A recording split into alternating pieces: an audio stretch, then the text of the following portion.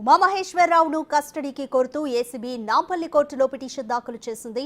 8 రోజులు కస్టడీకి ఇవ్వాలని కోర్టును కోరింది. కాగా నేడు కస్టడీ పిటిషన్పై కోర్టు విచారణ జరపనుంది. ఉమామహేశ్వరరావు అక్రమాల చిట్టాపై ఏసీబీ ఫోకస్ పెట్టింది. బినామీ ఆస్తులు, వ్యాపారవేత్తలతో కలిసి పెట్టుబడులపై విచారణ చేస్తోంది. అయితే ఉమామహేశ్వరరావు ల్యాప్టాప్లో కీలక అంశాలు వెలుగులోకి రాక 2 బ్యాంక్ లాకర్లను తెరిచేందుకు ఏసీబీ అధికారులు సిద్ధమయ్యారు.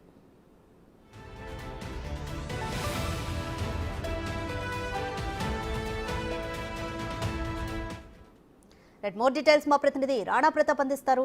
రాణా, ఉమామహేశ్వరరావు కేసుకి సంబంధించి ఏసీబీ కస్టడీకి కోరుతూ నాంపల్లి కోర్టులో ఈ రోజు పిటిషన్ వేసింది. ఎటువంటి వాదనలతో సిద్ధంగా ఉంది ఏసీబీ? ఇప్పటికే మహేశ్వరరావు సంబంధించిన బాధితులు కూడా ఏసీబీ అధికారులు కలిసిన నేపథ్యంలో ఆల్రెడీ చెంచలగూడ జైల్లో ఆయన ఉన్నారు. దాదాపు జూన్ 5 తారీఖు వరకు కూడా ఆయనకి రిమాండ్ ఖైదీగా కూడా ఉన్నటువంటి నేపథ్యంలో ఖచ్చితంగా కూడా ఆయన్ని 8 రోజుల పాటు కూడా విచారణ కస్టడీకి కానీ ఇస్తే మాత్రం మరికొన్ని విషయాలు బయటపడతాయని కూడా పోలీసులు తన పిటిషన్ లో వేసినటువంటి పరిస్థితి. దీనిపైన కూడా కొన్ని అంశాలను కూడా కోర్టు దృష్టికి వారు తీసుకుని వస్తారు. ఎందుకంటే ఉమామహేశ్వరరావు డ్యూటీలో జాయిన్ అయినప్పటి నుంచి కూడా అనేక మందితో కూడా ఆయన పెట్టుబడులు పెట్టించడమే కాకుండా లంచాలు తీసుకోవడమే కాకుండా చాలా వరకు కూడా కోట్లాది రూపాయలు ఆయన అక్రమార్జన సంపాదించారంటూ కూడా వారు పైన అభియోగాలు పెట్టబట్టి నేపథ్యంగా దాని తగ్గట్టుగా ఏదైతే బాధితులు వచ్చినటువంటి ఫిర్యాదులను దృష్టిలో పెట్టుకుని వాటిని కూడా అక్కడ కోర్టులో ప్రస్తావించిన నేపథ్యంగా దాంతో పాటు ఈ కస్టడీ అనుమతిస్తే మాత్రం 8 రోజుల పాటు ఉమామహేశ్వరరావు సంబంధించినటువంటి బ్యాంక్ లాకర్స్ ఏదైతే ఉన్నాయో 2 గుర్తించారు. ఆ బ్యాంక్ లాకర్స్ ను తెరిస్తే మాత్రం ఖచ్చితంగా మరికొన్ని ఆస్తి పత్రాలు దొరికే అవకాశం ఉంది. దాంతో పాటు నగదు కూడా ఎక్కువగా దొరికే అవకాశం ఉందని కూడా ఏసీబీ అధికారులు కోర్టు తీసుకెళ్తున్నగా మనకు సమాచారం వస్తే చాలా మంది కూడా ఆయన వ్యాపార లావాదేవీలు కూడా జరుపుతున్నారు.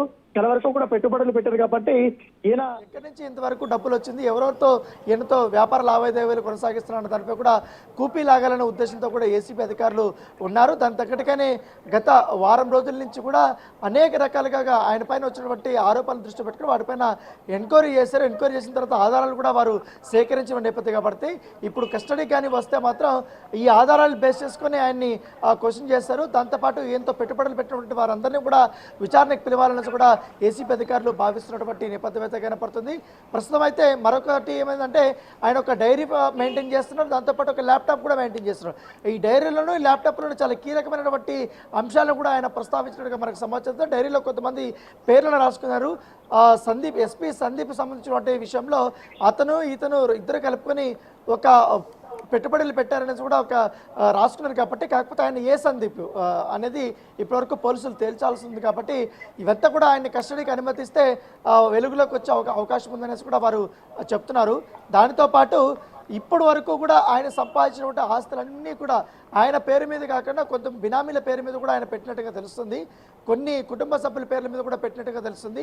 ఆయనకు సన్నిహితంగా ఉన్నటువంటి సిసిఎస్లో పనిచేసినటువంటి వారు కానీ, గతంలో ఆయన పనిచేసినటువంటి వేరే డిపార్ట్మెంట్లో కానీ అక్కడ కూడా తనకు సన్నిహితమైనటువంటి అధికారులు ఎవరుతున్నారో వారిని అండదండలు చూసుకొని చెలరేగిపోయాడంటూ కూడా ఇప్పటికే ఆరోపణలు వస్తున్న నేపథ్యంలో ఖచ్చితంగా ఆయన ఆస్తి ఎంత కాదన్నా కూడా ఇప్పటివరకు కేవలం అధికారులు బయటపెట్టింది 50 కోట్ల రూపాయలకు సంబంధించినటువంటి ఆస్తి పత్రాలు మాత్రమే. ఎందుకంటే బహిరంగ వాల్యూలో అదంతే ఉంటుంది. సో ఇంకా అవి కానీ మిగతా ఆస్తి పత్రాలు కానీ మిగతా పూర్తి స్థాయిలో విచారిస్తే మాత్రం ఖచ్చితంగా 100 కోట్ల పైగా ఆయన దాటుతుంది ఆయన అక్రమార్జన అనేసి కూడా ఏసీబీ అధికారులు భావిస్తున్న నేపథ్యంలో ఇవాళ నాంపల్లి ఏసీబీ కోర్టులో ఆయనకు సంబంధించిన కస్టడీ పిటిషన్పై విచారణ చేపట్టింది. అయితే ఎన్ని రోజులు కస్టడీకి అనుమతిస్తారనేది కూడా ఒక ఆసక్తికరమైన పరిణామం చెప్పుకోవచ్చు.